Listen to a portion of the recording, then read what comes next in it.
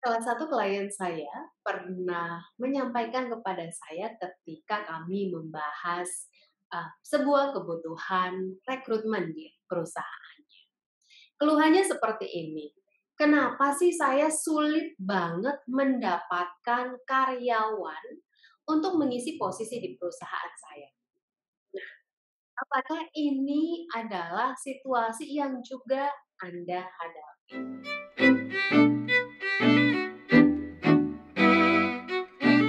Selamat datang di dunia SDM bersama dengan saya Christine dan hari ini kita akan bahas mengenai kenapa sulit banget mendapatkan kandidat atau calon karyawan yang diperlukan oleh perusahaan kita.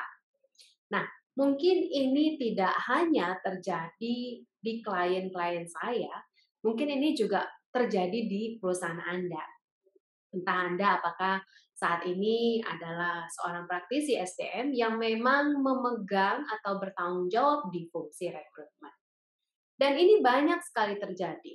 Banyak perusahaan yang mengalami kesulitan dalam merekrut karyawan. Padahal di luar sana banyak sekali pencari kerja yang sebenarnya juga membutuhkan Anda untuk mengisi posisi yang kosong. Nah, kenapa ini terjadi? Seringkali yang terjadi di lapangan adalah adanya satu kondisi di mana terdapat gap atau kesenjangan antara apa yang Anda harapkan dengan apa yang terdapat di lapangan, ya. Dan kebanyakan adalah situasinya kita mencari kandidat-kandidat yang terbaik, yang siap jadi, yang siap pakai, ya, yang memang bisa mendukung cepatnya pertumbuhan perusahaan kita. Kita selalu mencari yang memang excellent, yang siap pakai. Dan kita berharap kandidat yang kita rekrut memenuhi seluruh persyaratan yang ada. Nah, ini dia kesenjangannya. Ini juga yang harus kita pahami bersama. Entah Anda saat ini adalah seorang pemilik bisnis, atau mungkin Anda seorang pimpinan di perusahaan, atau mungkin praktisi HR. Bahwa tidak ada kandidat yang sempurna, yang ideal, yang benar-benar bisa memenuhi persyaratan dan kualifikasi yang Anda berikan.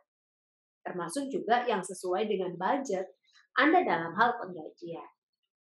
Kalaupun misalnya Anda menemukan paling antara satu atau dua kandidat yang benar-benar mungkin benar-benar sesuai untuk profil perusahaan Anda.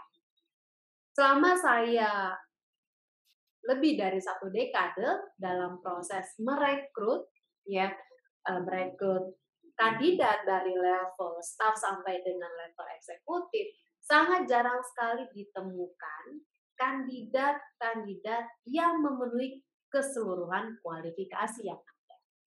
Dan itu artinya Anda sedang mencari Superman.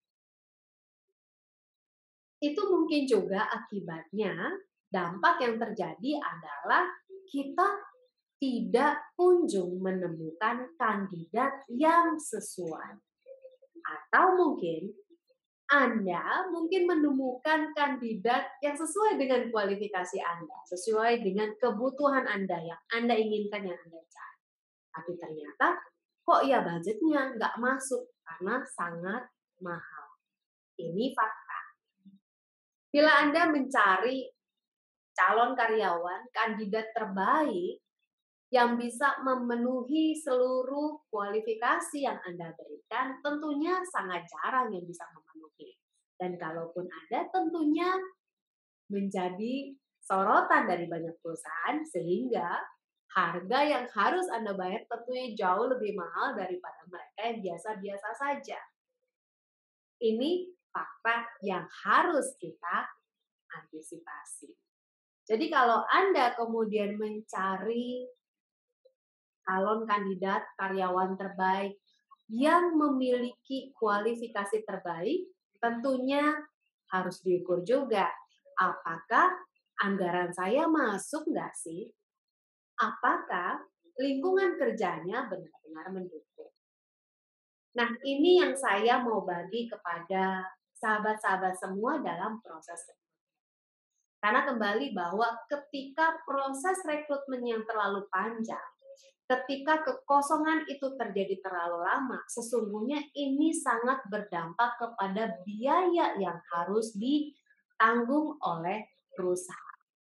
Juga karena kosongnya posisi yang kritikal di perusahaan, ini juga akan berpengaruh kepada produktivitas dan kecepatan pertumbuhan organisasi. Kenapa? Karena memang pincang, karena nggak ada orang yang bisa memimpin. Apalagi kalau misalnya posisinya adalah posisi-posisi eksekutif.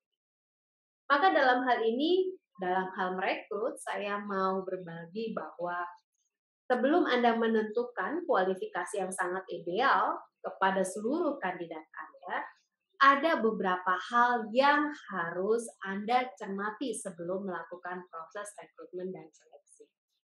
Yang pertama adalah ketika Anda akan mengisi satu jabatan tertentu, sebenarnya apa sih tujuan utama jabatan tersebut?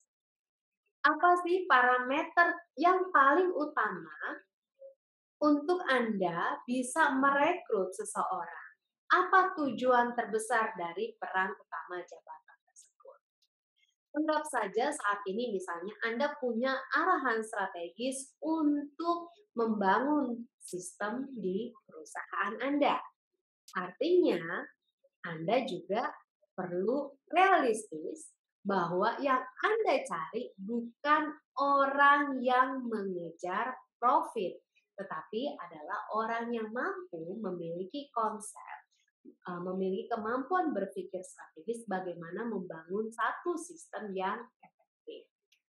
Sehingga hal yang pertama yang harus Anda ketahui adalah tentukan dulu tujuan jabatannya. Tentukan juga tujuan dari apa yang ingin Anda capai secara jangka pendek dan jangka panjang. Anggap saja Anda membutuhkan dengan segera dalam waktu 1 tahun dan Anda punya target tertentu untuk mencapai tujuannya dengan mengisi jabatan. Lalu hal yang kedua yang harus diperhatikan adalah kualifikasi jabatan dan persyaratan jabatan. Kembali seperti yang tadi saya ungkapkan di awal, ketika kita mencari yang sangat sempurna, yang sangat ideal, tentunya ada harga yang harus dibayar. Maka dalam hal ini, sebelum Anda kemudian melakukan screening atau mungkin wawancara, tentukan dulu nih hal yang paling kritikal yang saat ini Anda perlukan apa dari kualifikasi tersebut. Keahlian apa yang benar-benar dibutuhkan saat ini. Anggap saja berdasarkan peran jabatannya atau posisi tertentu tersebut membutuhkan kualifikasi yaitu 10 kompetensi. Anggap saja seperti itu. Dan sangat jarang ya berdasarkan pengalaman saya ketika melakukan assessment center, sangat jarang karyawan yang mampu memenuhi keseluruhan kompetensi yang ada. Sehingga dalam hal ini artinya Anda harus memilih kira-kira dari ke-10 kompetensi tersebut mana yang benar-benar paling kritikal yang dibutuhkan saat ini. Kalau saya sebagai seorang recruiter atau saya sebagai pimpinan di perusahaan, maka saya akan menentukan setidaknya minimal 4 dari 10 kompetensi yang ada yang benar-benar kritikal dan hal itu harus dipenuhi oleh karyawan tersebut atau calon karyawan tersebut. Itu hal yang ketiga. Lalu hal yang ketiga adalah pertimbangkan apakah nilai-nilai Anda sesuai nggak sih dengan nilai-nilai yang dimiliki oleh karyawan. Dalam hal ini Anda belum perlu untuk melakukan wawancara. Mulailah dari mengecek sosial media yang ia miliki atau berdasarkan hasil tes tertulis yang Anda berikan. Saya biasanya melakukan tes tertulis dengan sedikit case study sehingga saya bisa memahami bagaimana proses berpikir orang tersebut. terutama hal-hal yang paling kritikal yang saat ini diperlukan oleh organisasi. Dan hal berikutnya yang perlu Anda perhatikan adalah mengenai profil calon kandidat Anda. Apakah mereka benar-benar memiliki kualifikasi yang sesuai, dalam hal ini adalah pengalaman atau jam terbang. Kita tidak bisa mengharapkan seluruh aspek, misalnya saya membutuhkan orang yang mampu berpikir strategis dan kuat di operasional. Faktanya di lapangan, mereka yang mampu berpikir konseptual, berpikir strategis, dan melihat sesuatu dengan helikopter view, belum tentu benar-benar jago untuk pelaksanaan di lapangan. Dan sebaliknya, kalaupun ada, itu sangat sedikit sekali dan sangat jarang ditemukan. Artinya, kalau memaksakan kehendak Anda untuk mendapatkan kedua hal tersebut dalam satu orang terhadap kandidat Anda, maka sudah yakin bahwa mungkin dalam 1 bulan Anda tidak akan pernah menemukan kandidat Anda yang terbaik. Maka pilihlah salah satu, mana yang benar-benar kritikal saat ini, dan kemudian kalau ternyata Anda memang membutuhkannya lebih dalam lagi, Anda tinggal melakukan program pengembangan melalui pelatihan atau mungkin job assignment atau mungkin mentoring yang Anda berikan kepada karyawan terbaik.